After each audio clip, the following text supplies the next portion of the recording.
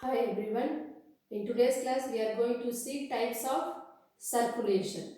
Types of circulation. In the type of circulation there are two type of circulation, that is systemic circulation and the pulmonary circulation. The pulmonary circulation, it is between the heart and the lungs. The blood moves from the heart to the lungs and from the lungs to the heart. So this is type of the circulation, we call it pulmonary circulation. When this heart, that is at the bottom right ventricle pump the blood, it is pumping to the lungs through the pulmonary vessel called pulmonary artery. It is passing through pulmonary artery and goes to the lungs. Why it is pumping to the lungs? It is for gaseous exchange.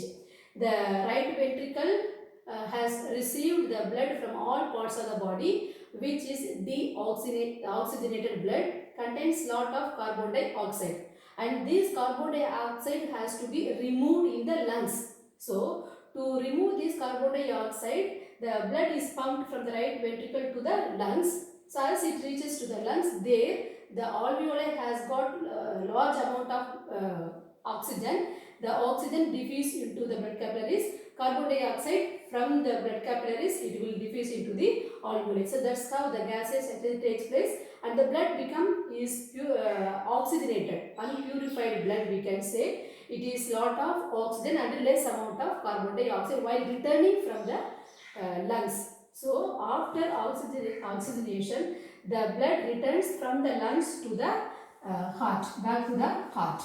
So this is the type of circulation, we call it pulmonary circulation. While returning from the lungs to the heart, it passes through pulmonary vein. One thing to understand, all the veins carries the blood away from the organs. All the arteries carries the blood towards the organs. Okay, but all the arteries carries the blood towards the organ, carries oxygenated blood, except pulmonary arteries. If you see, all the other arteries carries the oxygenated blood. Only this pulmonary artery, it carries the blood from the right ventricle to the lungs. The blood that vessel that contains it is deoxygenated blood. Deoxygenated blood. Okay, the same thing, the pulmonary vein also, all the veins carries deoxygenated blood except pulmonary vein, because this pulmonary vein directly comes from the lungs to the heart, rich in oxygen. So this is the vessel which contains huge amount of oxygen than the other veins. Okay, so the pulmonary vein carries oxygenated blood from the lungs to the heart. So this is the type of circulation, we call it pulmonary circulation. Pulmonary, which means related to the lungs. Okay, the next circulation is called systemic circulation. Systemic circulation, which means is between the heart and to all parts of the body. That is the relation, and the blood moves from the heart to all parts of the body, and from all parts of the body the blood returns to the heart. Okay, why the blood moves to all parts of the body from the heart? That is left ventricle pump the blood through this aortic wall. This aortic wall carries the blood and supply oxygen to all parts of the body. Okay, so that is the purpose, main purpose. Through this aortic wall, oxygen blood moves from the heart to all parts of the body. After supplying the oxygen to all parts of the body, then the carbon dioxide from the all parts of the body, it is released and taken back to the heart through this vena cava. Vena cava. The vena cava brings all the deoxygenated blood and pour back into the right ventricle of the heart. Okay, so this type of circulation, it is called as systemic circulation. Apart from these two circulations, there are other special circulations are there, which means from this aortic wall, blood moves to all parts of the body. Then there is a wall branching to the heart muscles, to the heart muscles through this coronary artery. Coronary artery. coronary artery, which means this coronary artery is a blood vessel that supply the oxygenated blood to the heart muscles. Okay, because heart muscles also needs oxygen for its action or for its function, because the heart does is like a factory and needs lots of oxygen.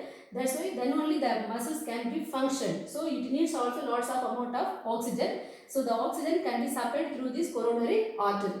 After supplying, also if they release carbon dioxide, that can be removed from the heart through coronary vein. So that is coronary artery and here coronary vein. These are coronary circulation, we can say. Short circulation but simple, but the blood moves to the heart muscles, and from the heart muscles it will go back to the heart. So the vein is called coronary vein. Okay. Then the second type also we can explain here. There is another blood vessel, another branch is branching from this aortic valve to the gut. That is mesenteric artery. In short I write mesenteric artery. The blood moves from this aortic valve to the gut, supplying the oxygen to the gut. Then after supplying the oxygen, they also remove carbon dioxide, and mainly the gut, here is the place where the absorption takes place, which means the digested food, the nutrients are collected and put back into the hepatic portal vein. So the digested food, at the end of the digestion there are digested nutrients are there like glucose, amino acid, fatty acids. Those nutrients like vitamins, mineral salts, all those nutrients should be mixed in the circulation. So to be taken, those digested food for the body metabolism should be taken directly to the liver, not to the heart. So this liver is acting as an intermediate organ. Okay, so the liver, what it does, the digested food from the gut, it collects and converts into glycogen. So the glucose molecules, all it has to be converted into glycogen. For that purpose, the digested nutrients or digested food, they are taken to the liver.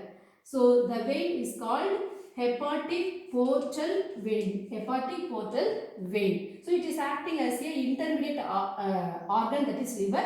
It cannot go directly to the heart. Okay, but here it brings the blood to the mesenteric artery, but it goes into the hepatic portal vein. There is a connection to take the nutrients to the hepatic portal vein, and after converting the glucose into glycogen, sometimes it is stored. When the level of glucose goes down in the body, the stored glycogen, it can be converted back to glucose. That is the purpose why the glucose is stored as glycogen in the liver. Okay, and that is the main purpose. The digested food, all digested food directly goes to the liver. Okay, so if you see in all these blood vessels, this hepatic portal vein contains lots of nutrients.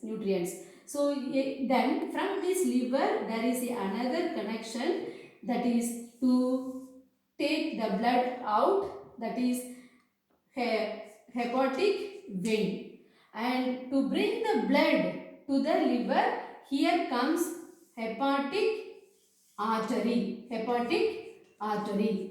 So the circulation, when the blood comes directly from the heart to liver, then from the liver to heart, this circulation is called hepatic circulation.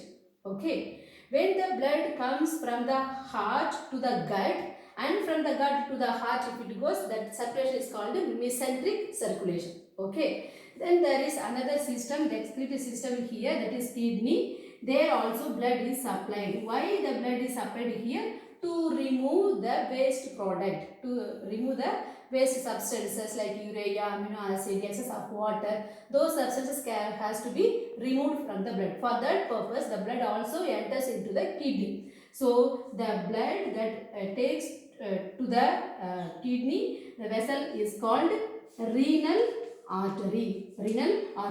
After the filtration, after the separation, the blood returns back to the heart, that is called renal vein. So this circulation is called renal circulation. Renal circulation. So this is the type of circulation that we could understand better, and mainly we focus those double circulation, that is systemic circulation and the pulmonary circulation. Thank you, students.